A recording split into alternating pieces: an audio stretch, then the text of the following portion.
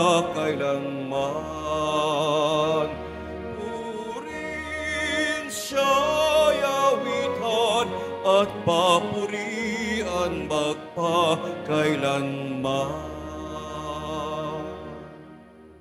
Sa ngalan ng Ama at ng Anak at ng Espiritu Santo. Ang pagpapala ng ating Panginoong Jesucristo, ang pag-ibig ng Diyos Ama, at ang pakikipagkaisa ng Espiritu Santo, naway sumainyong lahat. Mga kapatid, aminin natin ang ating mga kasalanan upang tayo maging marapat gumanap sa banal na pagdiriwang. Inaamin ko sa makapangyarihang Diyos at sa inyo mga kapatid, na lubha akong nagkasala sa isip, sa salita, sa gawa at sa aking pagkukulang. Kaya isinasamo ko sa mahal na Birheng Maria, sa lahat ng mga anghel at mga banal, at sa inyo mga kapatid, na ako'y ipanalangin sa Panginoong ating Diyos. Kaawaan tayo ng makapangyarihang Diyos, patawarin tayo sa ating mga kasalanan, at patnubayan tayo sa buhay na walang hanggan. Amen. Panginoon, kaawaan mo kami. Panginoon, kaawaan mo kami. Kristo, kaawaan mo kami. Kristo, kaawaan mo kami. Panginoon, kaawaan mo kami. Panginoon, kaawaan mo kami. Manalangin tayo.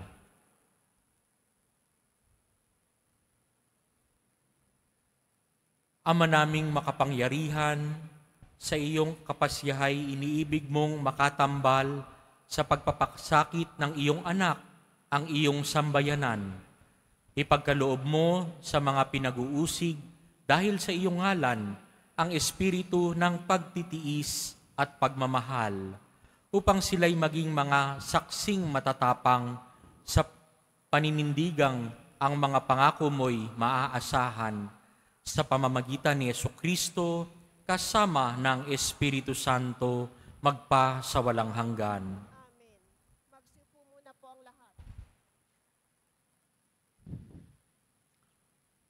Pagbasa mula sa aklat ng pahayag. Akong si Juan ay nakakita ng isa pang kagilagilalas na pangitain sa langit. 7 anghel na may dalang 7 salot. Ito ang panghuling mga salot sapagkat dito magwawakas ang puot ng Diyos. May nakita akong animoy dagat na kristal na nagliliyab. Nakita ko rin ang mga nagtagumpay laban sa halimaw at sa larawan nito at sa nagtataglay ng pangalang katumbas ng isang bilang.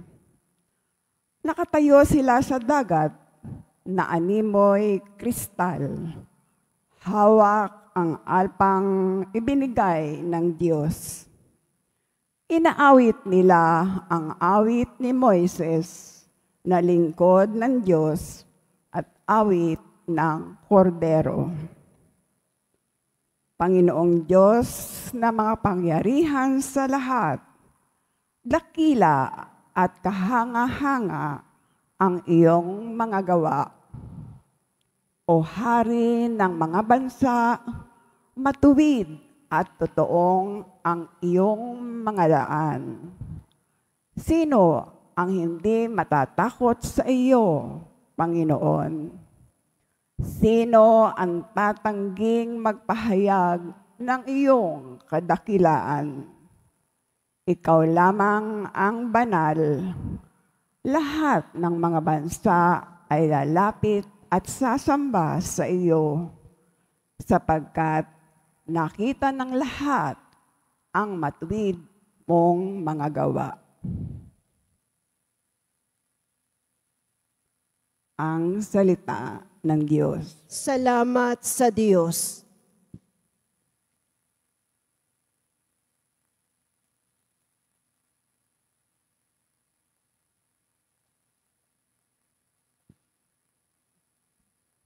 Poong Diyos na dakila, gawa mo'y kahanga-hanga.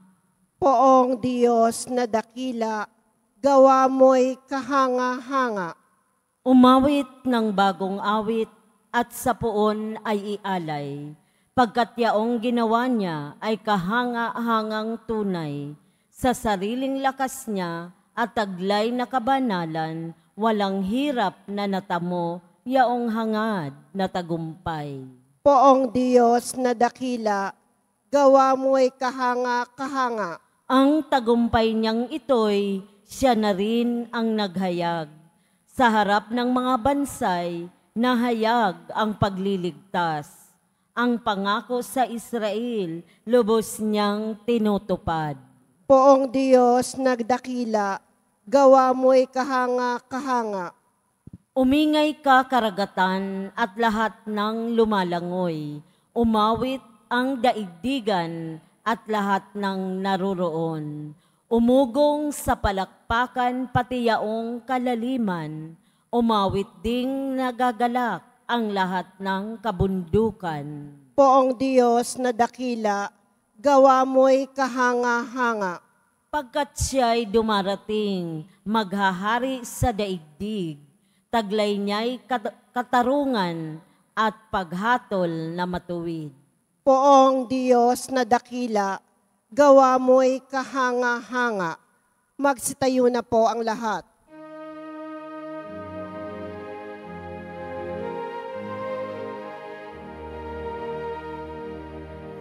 Alleluia, Alleluia,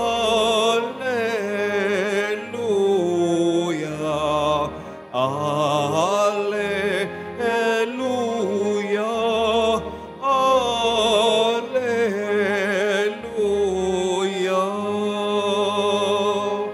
Manatili kang matapat hanggang iyong kamatayan, pagkat buhay aking bigay. Alleluia, Alleluia,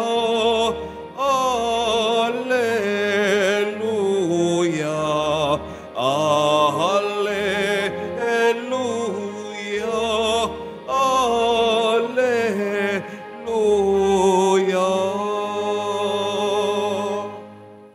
Sumainyo ang Panginoon. At sumaiyo rin. Ang pagpapahayag ng mabuting balita ng Panginoon ayon kay San Lucas. Papuri sa iyo, Panginoon. Noong panahong iyon, sinabi ni Jesus sa kanyang mga alagad, "Darakpin kayo't uusigin. Kayo'y dadalhin sa mga sinagoga upang litisin at ipabilanggo.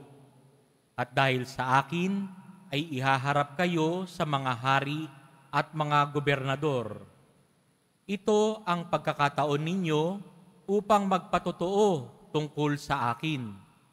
Ipanatag ninyo ang inyong kalooban.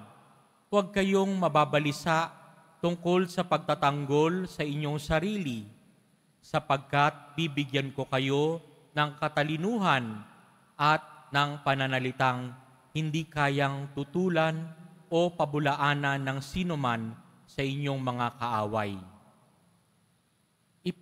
Ipagkakanulo kayo ng inyong mga magulang, mga kapatid, mga kamag-anak at mga kaibigan, at ipapapatay ang ilan sa inyo. Kapupuotan kayo ng lahat dahil sa akin, ngunit hindi mawawala ni isang hibla ng inyong buhok. Sa inyong pagtitiis ay tatamuhin ninyo ang buhay na walang hanggan." Mga kapatid, ang mabuting balita ng Panginoon. Pinupuri ka namin, Panginoong Hesukristo. Magsiupo muna po ang lahat. Tuwing last Wednesday of our liturgical year, ngayon po iyon, tinatawag po natin itong Red Wednesday or Misa para sa mga persecuted Christians o mga inuusig ng mga tagasunod ni Kristo. ito pong last Wednesday of the liturgical year, maganda pong balik-balikan, no? Na ang buhay Kristiyano ay hindi madali. Ang pagsunod kay Jesus, Poong Nazareno, ay hindi madali. Marami pong challenges na binibigay. Pero, yung ebanghelyo po natin ngayon, ang kagandahan po nito, may warning siya, at the same time, meron ding encouragement. No? Wina-warningan tayo mismo ni Jesus na ang sumusunod sa Kanya, dahil sa Kanyang ngalan, ay uusigin, no? Ipipersecute. Pero wag mag-alala, kahit humarap ka sa mga matatalino, sa mga nakapag-aral, bibigyan Kanya ng lakas at talino. Ito yung encouragement. No? At ni isang hibla ng buhok natin hindi magagalaw. Ang kagandahan po sa pag-celebrate natin ng Red Wednesday ay hindi lang mga patay ang ating sineselebrate. Kasi kung papansinin po natin sa buong liturgical year, pag sinelebrate natin yung mga santo, ito po yung mga patay na, no? Lalo na yung mga martir, no? Patay na itong mga to. Pag kino-commemorate natin itong Red Wednesday, sinasama natin sa dasal lahat ng mga taong inuusig sa kanilang pananampalataya, namatay man o buhay pa hanggang ngayon. Actually, madali nga po kung ang uusig sa atin ay hindi talaga naniniwala kay Jesus. Pero ang malungkot po, minsan po, kapwa natin Kristiyano, kapwa natin Katoliko, ang uusig sa atin. Ang dami nang sinasabi. Pero pare-parehas lang din naman tayo ng pinaniniwalaan. Si Jesus, Poong Nazareno. Pero may alitan pa rin, hindi nawawala. Ano po yung tinuturo sa atin ni Jesus dito? Dahil kahit, di ba, ang sabi dito, kahit magulang, kapatid, kamag-anak, kaibigan, ano po itong mga taong ito? Itong mga taong ito, inaasahan natin na kakampi na natin kaagad. Pero may posibilidad na sila rin mismo ang uusig sa atin. Sila rin mismo ang bibitaw sa atin dahil sa ating pananampalataya. Ano po yung gustong mangyari ng Poong Jesus Nazareno? Sundin natin siya. Sundin natin siya. Kapag tayo'y inaapi, inuusig sa ating pananampalataya, ano pong ginawa niya nung pinapako siya sa krus? Pinagdasal pa niya yung nagpapako sa kanya. Hindi niya pinagdasal na, Panginoon, ipako mo rin sa krus yung nagpapako sa akin sa krus nang maranasan nila yung hirap na binibigay nila sa akin. Hindi niya pinagdasal yun. Pinagdasal niya, Panginoon, patawarin mo sila dahil hindi nila alam yung kanilang ginagawa. Meron tayong aksyon kapag tayo inuusig, lalo na sa ating pananampalataya. Pwede tayo maghiganti. Pero ang turo sa atin ni Jesus, ang paghiganti natin ay daanin natin sa pagmamahal, daanin natin sa pagdarasal, daanin natin sa respeto at pagmamahal. Dahil ganun ang kanyang ginawa, pinagdasal niya yung mga nanguusig sa kanya.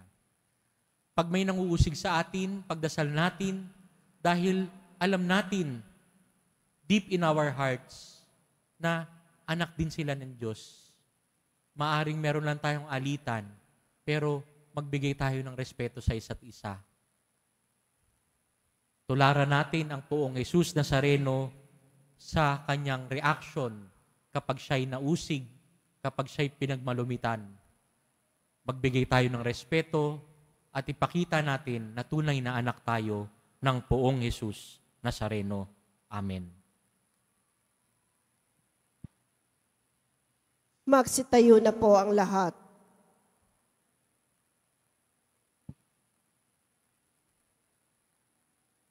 Mapagmahal na Diyos, lumalapit kami sa iyo bilang isang simbahang nagmula sa krus ni Kristo. Isang simbahang lumaganap sa loob ng 2,000 taon mula sa maluwalhating dugo ng mga martir. Ang ating pong itutugon, iligtas mo ang iyong sambayanan, Panginoon. Iligtas mo ang iyong sambayanan, Panginoon.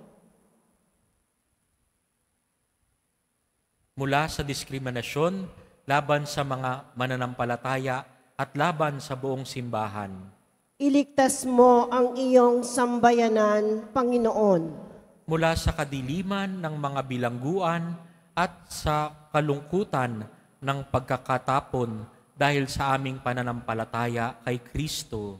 Iligtas mo ang iyong sambayanan, Panginoon. Sa matinding pagkabagabag ng pagsamba ng patago, sapagkat hindi ito pinahihintulutan. Iligtas mo ang iyong sambayanan, Panginoon. Mula sa kawalang katarungan, digmaan, terorismo, pagpapahirap, pagpatay, at lahat ng uri ng pasakit dahil sa aming pananampalatayang Kristiyano. Iligtas mo ang iyong sambayanan, Panginoon. Atin ngayong itugon sa bawat pagsamo, sa iyo, Panginoon, kami umaasa. Sa iyo, Panginoon, kami umaasa. Para sa mga obispo at paring pinagbabawalang isagawa ang kanilang ministeryo sa simbahan o sa anumang lugar. Sa iyo, Panginoon, kami umaasa. Para sa mga relihiyoso at mga misyonerong inihayo, subalit hindi maisagawa ang kanilang misyon. Sa iyo, Panginoon, kami umaasa. Para sa mga bukas palad na lalaki at babaeng pinipigilang may kasatuparan ang kanilang paghuhubog sa buhay relihiyoso. Sa iyo, Panginoon, kami umaasa. Para sa mga magulang na nawawalan ng pagkakataong makapagbigay ng tamang aral sa pananampalataya sa kanilang mga anak. Sa iyo, Panginoon, kami umaasa. Sa mga profesional at mga ordinaryong manggagawang hindi mabigyan ng pantay na karapatan at oportunidad dahil sa kanilang pananampalataya. Sa iyo, Panginoon, kami umaasa. Amang mapagmahal, batid namin ang pagtutunggalian ng buhay at kamatayan dahil sa aming pakikiisa sa iyong anak at sa aming pagsambit sa pananampalataya sa Kanya. Pagaanin mo ang sakit na aming nadarama. Nawa ang mga paghihirap na nararanasan ng iyong simbahan ay maging daan para sa buhay at paghihilom ng mundo sa pamamagitan ni Kristong aming Panginoon. Amen. Magsiupo muna po ang lahat.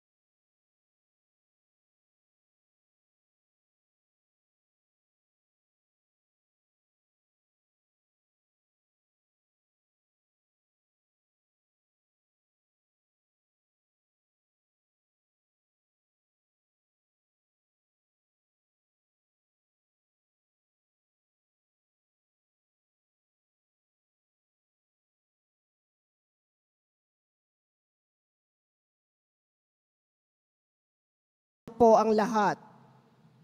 Manalangin kayo mga kapatid upang ang paghahain natin ay kalugdan ng Diyos Amang makapangyarihan.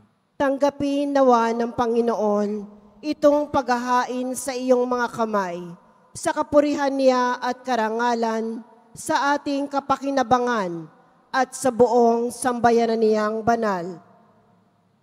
Ama naming lumikha, tanggapin mo ang aming mga alay at pithaya sa ikapananatiling matatag ng mga nagdaralita dahil sa pag-uusig ng mga ayaw maniwala. Ang pakikiisa sa paghahain ni Kristo naway ikatuwa ng mga matiising ang mga ngalay nasa langit nakatala. Sa pamamagitan niya, kasama ng Espiritu Santo, magpa sa walang hanggan. Amen. Sumainyo ang Panginoon. At sumaiyo rin. Itaas sa Diyos ang inyong puso at diwa. Itinaas na namin sa Panginoon. Pasalamatan natin ang Panginoong ating Diyos. Marapat na siya ay pasalamatan. Ama naming makapangyarihan, tunay ngang marapat na ikaw ay aming pasalamatan, ngayong aming kagalakan na ang mga martir ay parangalan. Sila'y kapanalig naming may paninindigan na ikaw ay ipahayag kahit sila'y mamatay, sapagkat minarapat mong kanyang matularan ang iyong anak na naghain ng sariling buhay. Tulad ng naganap sa iyong anak, ang dugo ng mga martir ay dumanak, hindi dahil sa katatagang likas, kundi dahil sa iyong bigay na lakas. Kaya kaisa ng mga anghel na nagsisiawit ng papuri sa iyo, nang walang humpay sa kalangitan, kami nagbubunyi sa iyong kadakilaan. Santo, Santo, Santo, Panginoong Diyos ng mga hukbo, napupuno ang langit at lupa ng kadakilaan mo. O sana sa kaitaasan, pinagpala ang naparirito sa ngalan ng Panginoon. O sana sa kaitaasan, magsiluhod po ang lahat.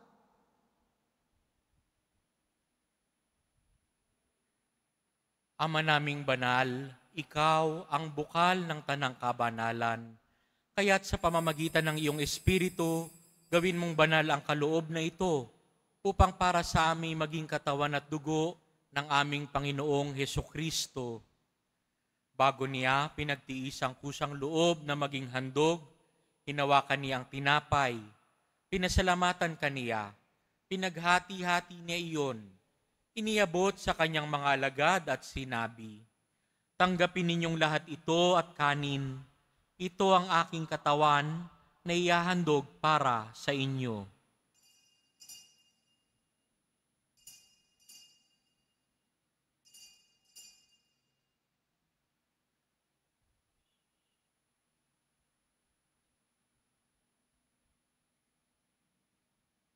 Gayun din naman, noong matapos ang hapunan, hinawakan niya ang kalis. Muli kaniyang pinasalamatan. Iniabot niya ang kalis sa kanyang mga alagad at sinabi, "Tanggapin ninyong lahat ito at inumin. Ito ang kalis ng aking dugo, ng bago at walang hanggang tipan. Ang aking dugo na ibubuhos para sa inyo at para sa lahat sa kapagpapatawad ng mga kasalanan. Gawin ninyo ito sa pag-alala sa akin."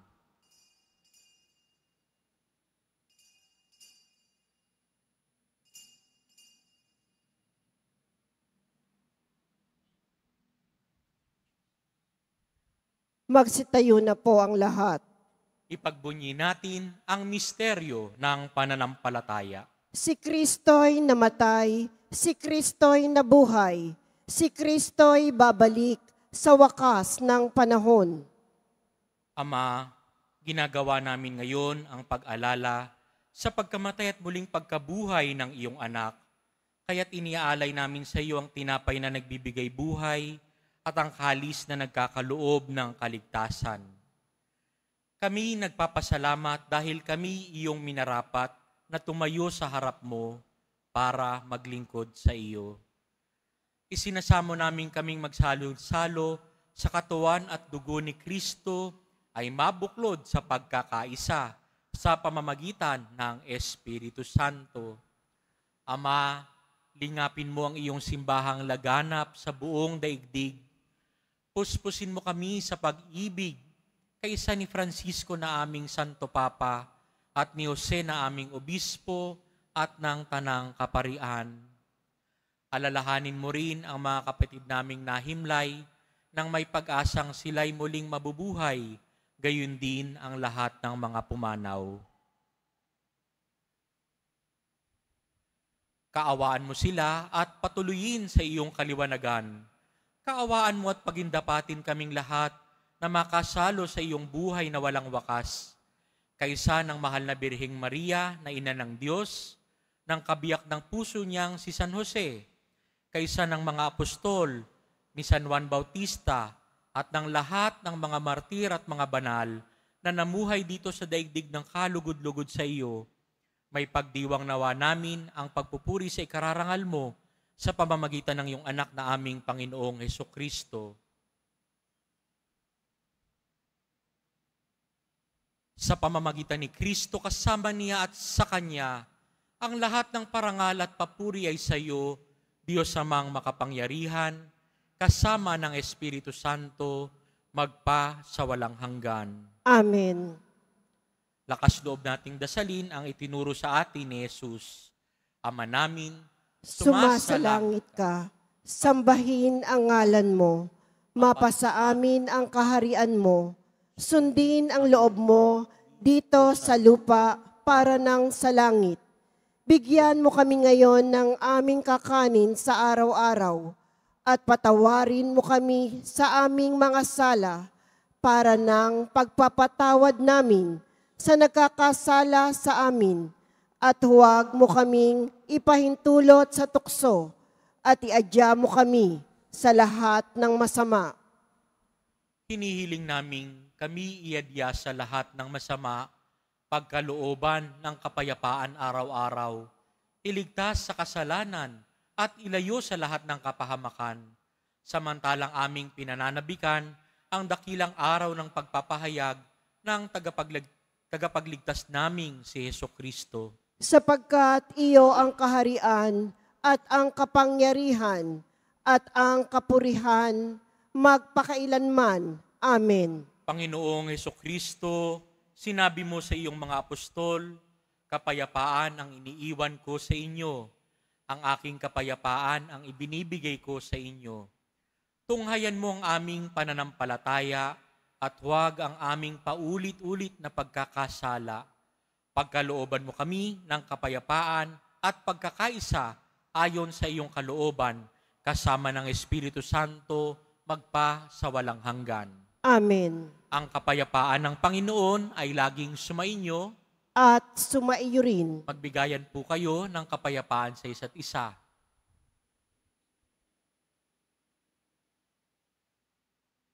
Kordero ng Diyos na nag-aalis ng mga kasalanan ng sanlibutan, maawa ka sa amin.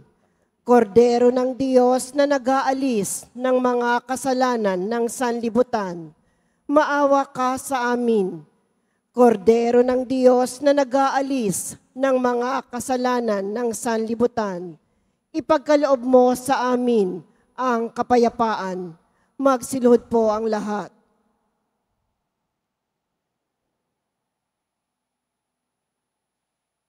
Ito ang Panginoong Hesus, ang ating gabay, ang kordero ng Diyos na nag-aalis ng kasalanan ng sanlibutan. Mapapalad tayong inaanyayahan sa kanyang piging. Panginoon, hindi ako karapat-dapat na magpatuloy sa iyo, ngunit sa isang salita mo lamang ay gagaling na ako.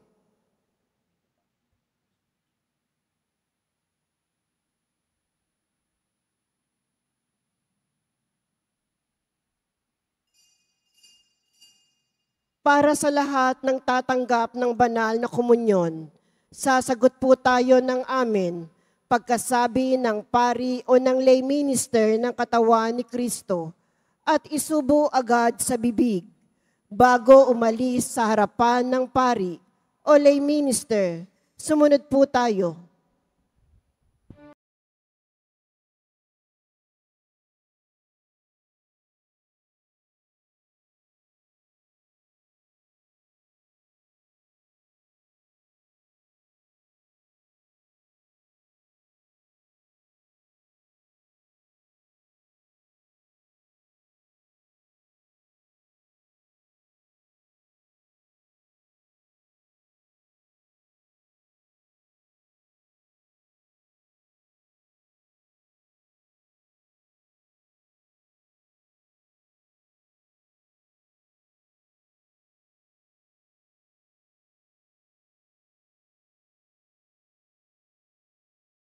Magsitayo na po ang lahat. Manalangin tayo. Ama naming mapagmahal, pakundangan sa tinanggap na banal na pakikinabang, ang mga lingkod mo ay iyong dulutan ng lakas na mapanghahawakan ng katotohanan at ipagkaloob mong ang mga nagtitiis ng pag-uusig at kahirapan ay makapanindigan sa ugaling Kristiyanong taglay sa gitna ng dusa at pagpapasa ng krus ni Kristong kanilang sinundan bilang tagapamagitan kasama ng Espiritu Santo magpa sa walang hanggan. Amen. Mga kapatid, ating ipagdasal ang ating mga minamahal na yumao at ang lahat ng mga kaluluwa sa purgatorio. Panginoon naming Diyos, Ama namin, Ikaw po ang dahilan ng aming pagsilang. Sa iyo galing ang aming hiram na buhay. Buong kababaang loob po na kaming nananalangin at kami nagmamakaawang kalugdan mo po ang mga kaluluwa ng mga pumanaw na sa mundong ito. Sila naway magkamit ng buhay sa iyong piling. Alisin mo ang anumang mga karumihan ng kasalanan upang sila'y maging marapat sa iyong walang hanggang kalinisan. Iahon mo sila mula sa purgatorio at bigyan ng puwang sa iyong kaharian sa langit. Kapayapaan kailanman ang igawad ng may kapal sa mga yumaong nagsipanaw. Sila naway silayan ng iyong ilaw na walang hanggan. Amen. Mapanatag nawa sila sa kapayapaan. Amen.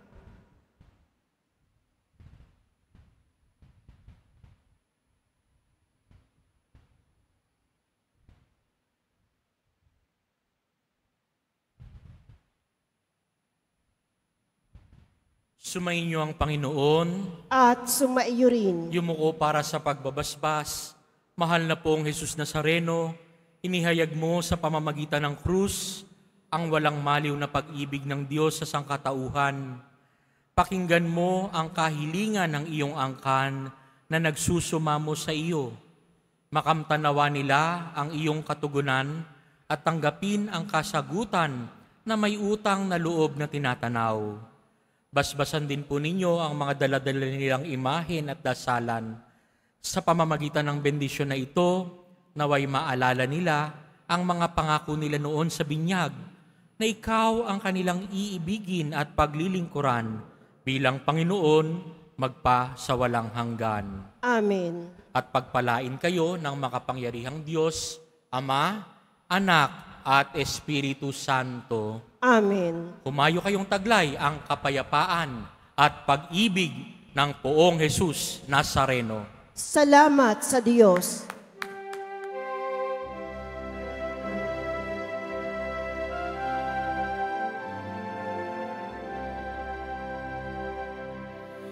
Nuestro Padre Jesús Nazareno, sinasamba ka namin, pinipinto ka namin, aral mo ang aming buhay at kaligtasan. Nuestro Padre Jesús Nazareno, iligtas mo kami sa kasalanan. Ang krus mong kinamatayan ay sagisag ng aming kaligtasan. Nuestro Padre Jesús Nazareno, dinadal ka namin. Nuestro Padre Jesús Nazareno, nilulwalhati ka namin. Nuestro Padre Jesús Nazareno, dinarangal ka na amin. Nuestro Padre Jesus Nazareno, dinulwalhati ka namin.